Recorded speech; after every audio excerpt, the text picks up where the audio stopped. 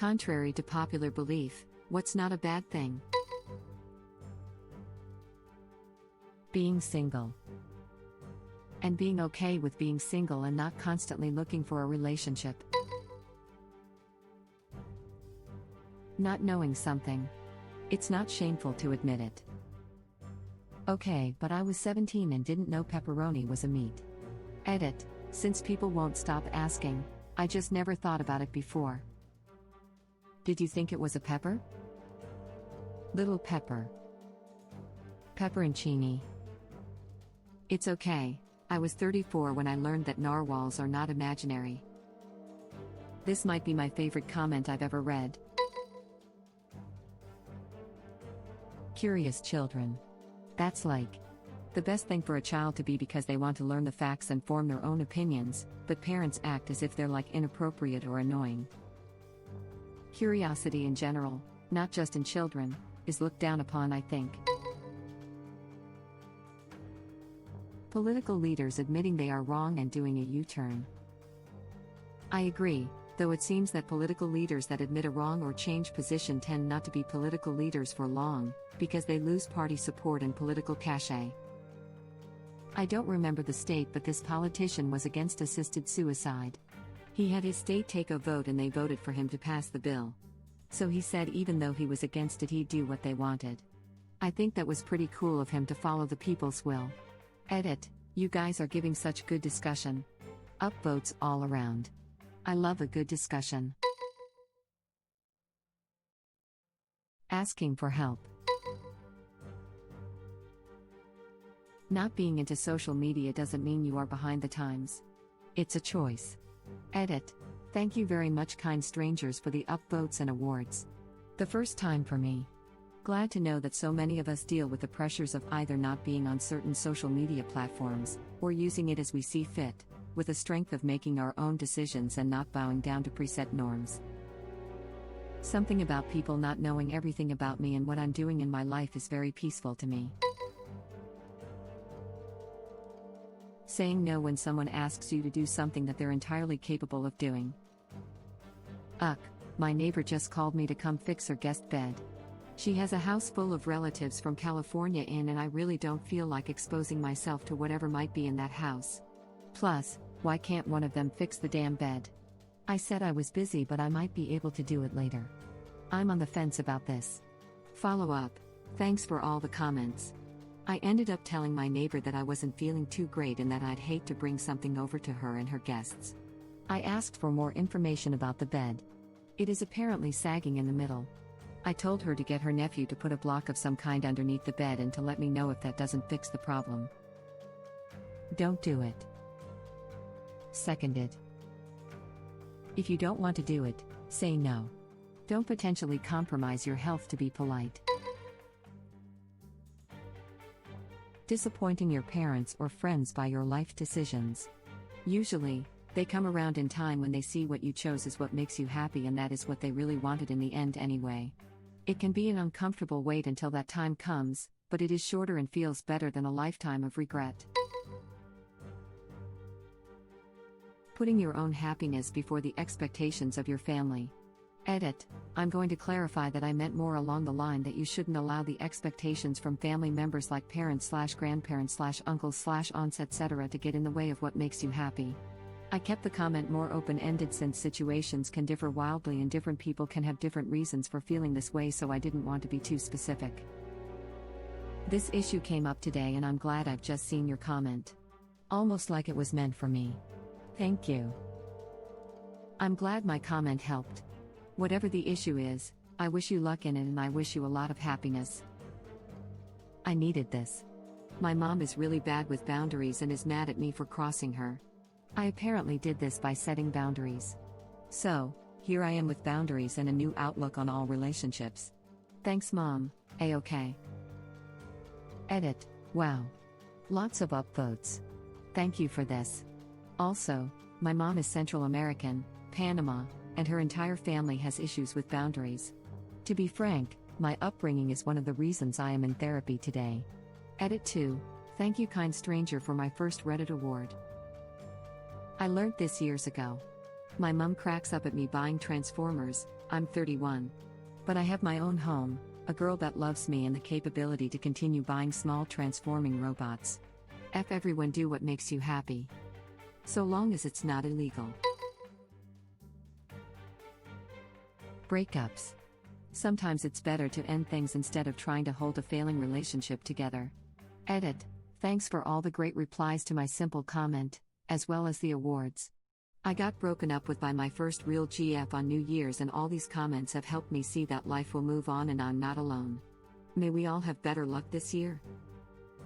In my divorce group there was a saying, there are plenty of failed marriages where the parties are still together. I got divorced years ago.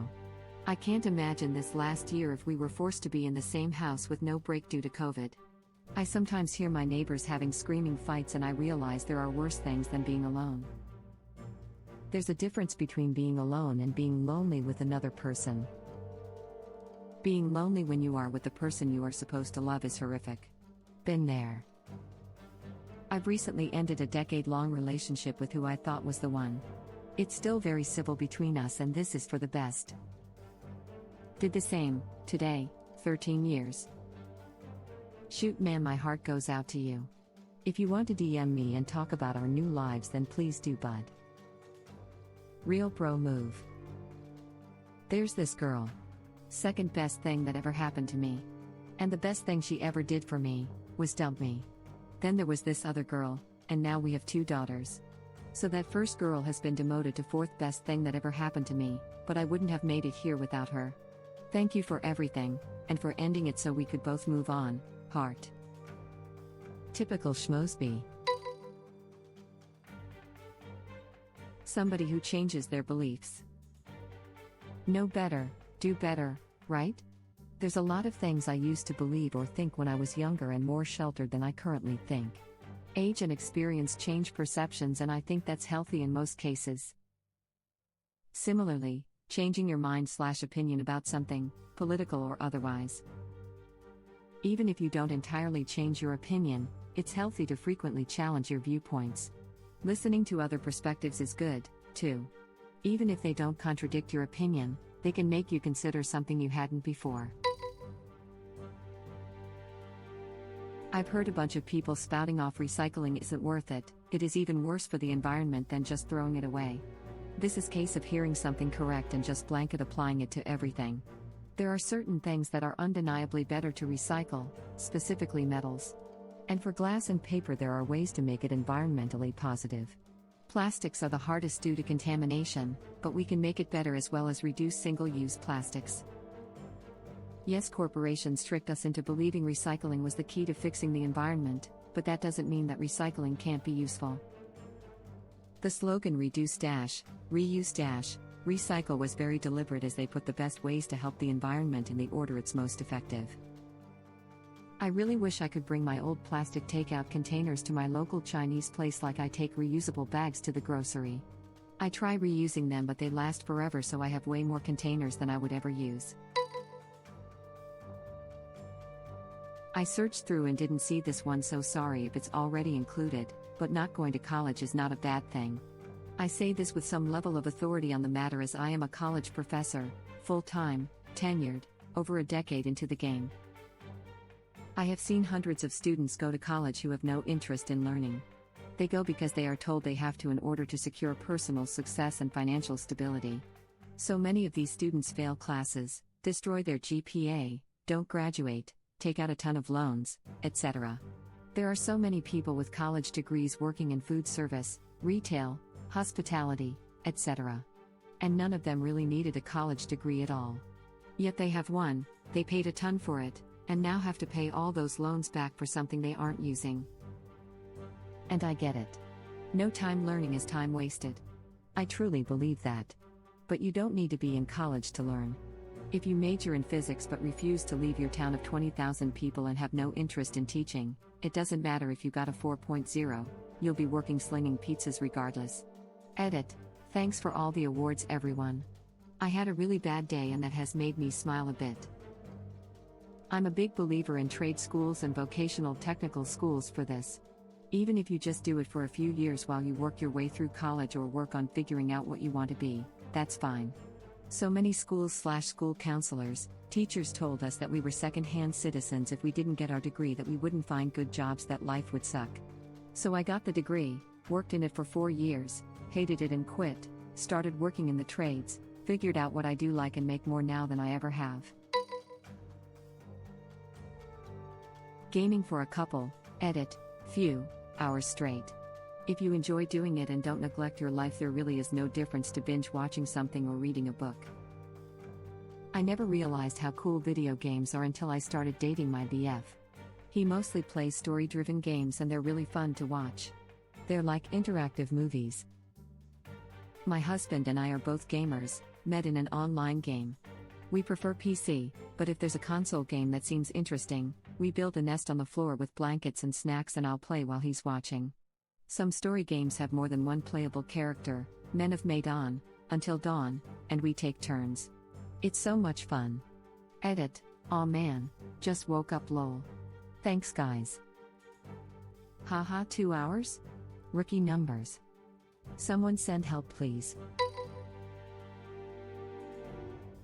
Defending yourself against a customer who is extremely rude.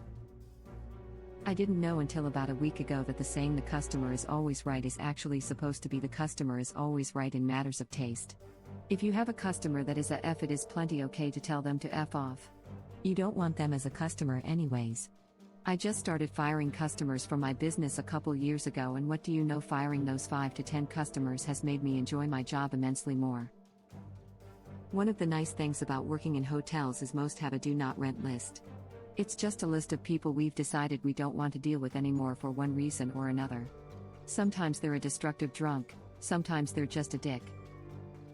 Man, I've had to hold my patience so many times because I have to be nice to the guests/customers. Some people are just dicks and treat you like crap, and they need to be told that they're a effing butthole. Personally, I'd like to feed most of them into a wood chipper, butthole first. I wish we held our politicians to the same standard that we do our retail workers. I was at a grocery store during our first lockdown and some dude was screaming at the staff because he couldn't use cash in the non-cash line. They were all marked which were cash and which weren't. I cannot stand that crap, so I walked over and said something like, "I know they can't tell you this, but I can. You're a effing butthole, and because you're too stupid to understand rules, you've decided to take it out on them. Go F yourself." It took his anger away from them for a second, but I'm a pretty big guy, so he wasn't too interested in going face to face with me. That's amazing. I'm sure they appreciated it, man. As a grocery store employee, I can confirm. As a grocery store employee myself, you are much appreciated. You are forever my hero. I work with the public. I get abuse like this every week. I love my job and enjoy a steady paycheck, but I have no voice.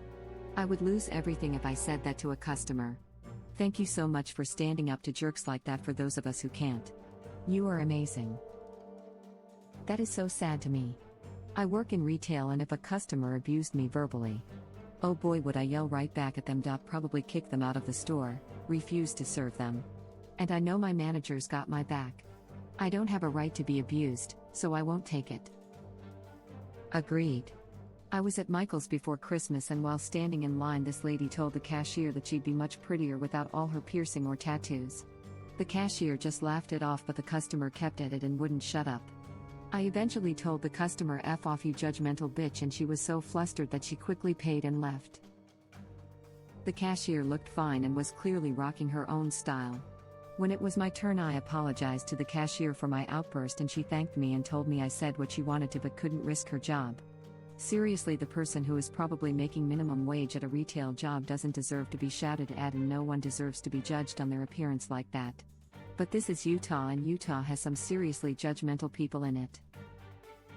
To add on to this, people who defend crafty customer behavior with "the customer is always right" are using that saying completely out of its intended context, which is about carrying stock the customer is interested in buying. It doesn't excuse them treating you like garbage. It simply means that if enough people are willing to pay for some item, it's worth ordering for them. Admitting you're wrong.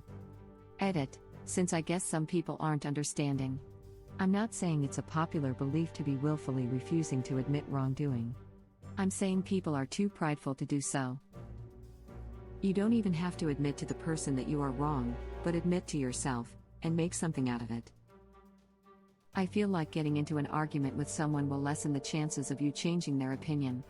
Their pride kicks in and suddenly they don't want to change their opinion, only to prove you wrong. On the other hand, if you talk to them calmly and really try to understand why they think that way, you can tackle the problem at its core without them feeling attacked. Contentment. I not only don't need an exciting life, I actively don't want one. One of my friends loves to travel and do crazy crap, scuba diving, swimming with sharks, going on days-long backpacking trips. Not at all for me. She cannot fathom the fact I don't care for travel. Edit. A lot of people are homing in on the travel thing.